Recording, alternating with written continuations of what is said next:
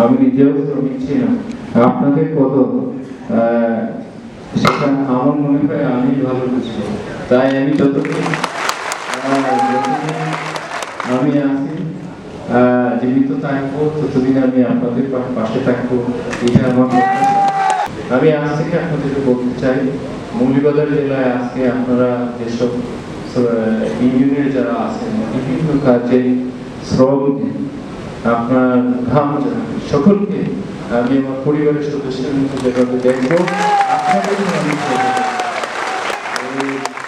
আমি আজকে নির্দ্বিধায় বলতে পারি যে আমাদের গত নির্বাচন আমার মনে হয় না আপনারা কেউ করেছেন ভোটের দিন, আপনারা সবাই ভোটের দিন গিয়েছিলেন।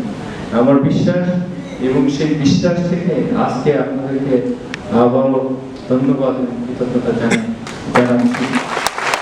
সেই নির্বাচনের বিভিন্ন বক্তব্যে আপনাদের উঠে আসছিল যে গ্রুপ টেস্টের যেন শ্রীমঙ্গলে না হয়ে মৌলভীবাজারে হয়। আমি প্রথম যদি কোনো নিয়োগটার দিয়ে থাকি তাহলে আপনাদের গ্রুপ টেস্টের যে দাবিটা, এই দাবিটাই আমি স্বাস্থ্য মন্ত্রণালয়ে দিয়েছি এবং সেটা 3 মাস 70 দিনের মাথায় এটা উদ্বোধন হয়েছে গত 28 তারিখ। তো প্রথমে কাজটা আমাদের সরকার বা আমরা সবাই মিলে আপনাদের কাজটাই করেছি।